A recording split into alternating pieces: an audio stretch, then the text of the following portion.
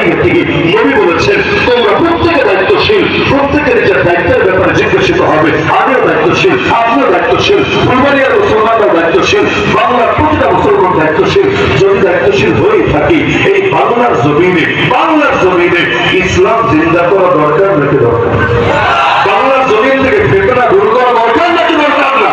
এই দেশে হিন্দুত্ববাদীরা যদি হিন্দুত্ববাদের কথা বলতে পারে, নাস্তিকবাদীরা যদি নাস্তিকবাদের কথা বলতে পারে, সেকুলাররা যদি সেকুলারিজমের কথা বলতে পারে, এমনকি এই শয়তানরা যদি পাঠ্যপুস্তকের মধ্যে সিলেবাসের মধ্যে পর্যন্ত ওদের এজেন্ডাগুলো ঢুকাতে পারে, একবার ঢুকায় ট্রান্সজেন্ডারবাদ, একবার ঢুকায় ডারউইনের সেই বিবর্তন তত্ত্ব, একবার ঢুকায় গিয়ে বিভিন্ন কাজে করে আবার একের পর এক চলতেই থাকে। এমনকি বাংলাদেশ স্বাধীন হয়েছে, শয়তানি কিন্তু বন্ধ হয়নি। খবর আছে তো আপনাদের? দেশ স্বাধীন হয়েছে, নেতা পরিবর্তন হয়েছে, কিন্তু সেকুলার নাস্তিকরা শয়তানি কিন্তু বন্ধ করে নাই। আর এত শয়তান একযোগে বিদায় করা সহজ না।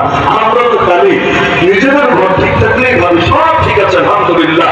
নতুন শিক্ষা কমিশন গঠিত হয়েছে, একজন আলেম রাখা হয় নাই, ইসলাম প্রতিনিধি রাখা হয় নাই, কিন্তু নাস্তিক ঠিকই রাখা হয়েছে, বেঈমান ঠিকই রাখা হয়েছে, সমকামিতা দালাল ঠিকই রাখা হয়েছে, এমনকি যারা নিয়মিত ইসলাম নিয়ে কটূক্তি করেছে ওদেরকেও ঠিকই রাখা হয়েছে। এরা যদি আগামী দিনে শিক্ষা সিলেবাস প্রণয়ন করে, আমাদের এই স্কুল কলেজ পড়ুয়া বাচ্চাদের ইমানের কি অবস্থা হবে? লড়াই কি শেষ হয়েছে না লড়াই এখনো চালু আছে? যতদিন পর্যন্ত এই দেশের পড়তে পড়তে আল্লাহ দিন বিজয়ী না হবে, ততদিন পর্যন্ত লড়াইটা রাখতে হবেই হবে। হ্যাঁ, বিজয়ী হতে আমরা আদিষ্ট না, যদি বিজয়ী নাও হই এতে লক্ষ্যের কিছু না, লেকিন চেষ্টা যদি না করি ধরা খেয়ে যাবো আল্লাহর কাছে। আমি আজকের এই তারবিয়াতুল ওয়াইজের থেকে দুটো বার্তা দিয়ে আলোচনা রেখে যাচ্ছি। এক নম্বর বার্তা হলো, বাংলাদেশে কোনো সামরিক যুদ্ধ চলছে না, এটা সঠিক, তবে সাংস্কৃতিক যুদ্ধ, সাংস্কৃতিক যুদ্ধ প্রতিটা দিন, প্রতিটা ঘন্টা, প্রতিটা মিনিটে চলছে, এটা আরো বেশি সঠিক। তবে আমাদের সামরিক মোকাবেলা আপাতত করে লাগছে না, লেকিন সাংস্কৃতিক ভাবে নাস্তিক বেঈমানদেরকে আমরা কিছুতেই খালি পথে ছেড়ে দিতে পারি না। প্রতিটা পদে পদে দুর্বার আন্দোলন গড়ে তুলতে হবে। শিক্ষায় বলেন, সভ্যতায় বলেন, সংস্কৃতিতে বলেন, আর পার্লামেন্টে বলেন, আদালতে বলেন, প্রত্যেক জায়গায় নিজেদের দাবিগুলো বাস্তবায়ন করতে হবে। আমি মনে করি এখনই সময় সকল বিভেদ ভুলে ঐক্যবদ্ধভাবে সম্মিলিত বিষয়গুলো নিয়ে দাবি তোলা। যেমন কাদিয়ানি, বাংলাদেশের আইনে মুসলমানরা কাফের, বাংলাদেশের আইনে কবে কাফের হলো? বাংলাদেশের আইনে মুসলমান, ইসলামের আইনে কাফের, বাংলাদেশের আইনে মুসলমান, ইসলামের আইনে কাফের। স্বাধীনতার বয়স হয়ে গেল 53-54 বছর, আজও পর্যন্ত ব্যর্থতা আমাদের, গোপন করা আমাদের, আমরা কাদিয়ানিদের অমুসলিম ঘোষণা করাতে সক্ষম হলাম না। আমি মনে করি, আমি রাজনীতি করি না, রাজনীতির র বুঝি না, আমি আমার ক্ষুদ্র মস্তিষ্কে মনে করি এখনই দরকার ছিল সবগুলো বড় বড় রাজনৈতিক দলের কাছে গিয়ে আমরা সম্মিলিত ভাবে বার্তা দিয়ে আসবো।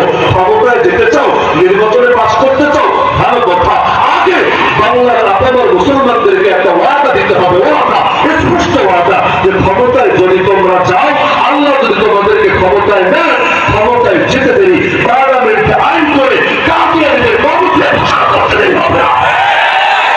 যদি ওয়াদা দাও আমরা আছি তোমাদের সাথে, যদি ওয়াদা না দাও গোটা জাতিকে আমরা জানিয়ে দেব। ওদের কাছে কাদিয়ানিদের বিপক্ষে দাবি নিয়ে গিয়েছিলাম, ওরা রাজি হয় নাই। এই দেশের 14 কোটি মুসলমানের ভোটার ওদের দরকার নাই, ওদের দরকার কয়েক হাজার কাদিয়ানির ভোট। ওদের দরকার এই কাদিয়ানিদেরকে খুশি করে ইংল্যান্ড এবং আমেরিকা, এই পশ্চিমা বিশ্বের নেতৃত্ব। তো যেই জাতি এই জাতির দাবি রক্ষা করে না, যে সরকার এই দেশের দাবির সঙ্গে একমত হয় না, ওই সরকারকে বাংলাদেশে আমরা দেখতে চাই না। এগুলো এখন বলবেন নাকি নির্বাচনের পরে বলবেন? আরে বলবেন এখন বলবেন নাকি নির্বাচনের পরে বলবেন? এখন যদি সবাই সবার দাবিগুলো নিয়ে মাথা বাজারে সহায় হতে পারে, আমরা পিছিয়ে থাকবো কোন দুঃখে? লালনবাদীরা পর্যন্ত খেপেছে। লালনবাদী ছিলেন, লালনবাদী বুঝেন মানে যাদের ইসলামের সঙ্গে মুহাম্মদ রাসূলুল্লাহ সাল্লাল্লাহু আলাইহি ওয়াসাল্লাম ইসলামের কোনো সম্পর্ক নাই, আউল বাউল ঠাকুরের ময়মনসিংহ আছে, সদরের মধ্যে আছে না? এই যে বাউল টাইপের ইসলামের সারা ওরা পর্যন্ত সারা দেশে পরিকল্পিতভাবে আয়োজন করে করে নিজেদের কুফরি এবং শিরকি ধর্ম প্রচারে নেমে পড়েছে। তা আমরা পিছিয়ে আছি কোন দুঃখে?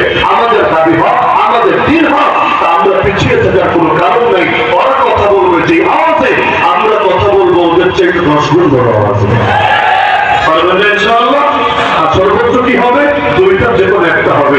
এক নম্বরে গাড়ি খাওয়া লাগে, দিনের কাজ করবেন কিন্তু গাড়ি খাবেন না, এটা অভিনয় পারেনি, আপনি পাবেন করতে। ওরা কোরআন বলে দিয়েছে আল্লাহর প্রিয় বান্দাদের 6টা গুণ আছে, এর মধ্যে একটা গুণ হলো নিন্দুকের নিন্দার পরোয়া করে না। কারণ গালিবাজার গালিকে যে ভয় করে, সমালোচকের সমালোচনাকে যে ভয় করে, নিন্দুকের নিন্দাকে যে ভয় করে, সে কখনোই আল্লাহর দিন কায়েমের পথে অটল এবং অবিচল থাকতে পারে না। এক নম্বর ঝামেলা হলো গাড়ি পাওয়া লাগবে, গাড়ি খেতে পারবেন না। সুবহানাল্লাহ, আলহামদুলিল্লাহ, জিকির করলে যে সওয়াব, আমি ফতোয়া দিচ্ছি স্পষ্ট ভাবে, আল্লাহর দ্বীনের কাজ করতে গিয়ে গালি খেলে এর চেয়ে 1000 গুণ বেশি সওয়াব।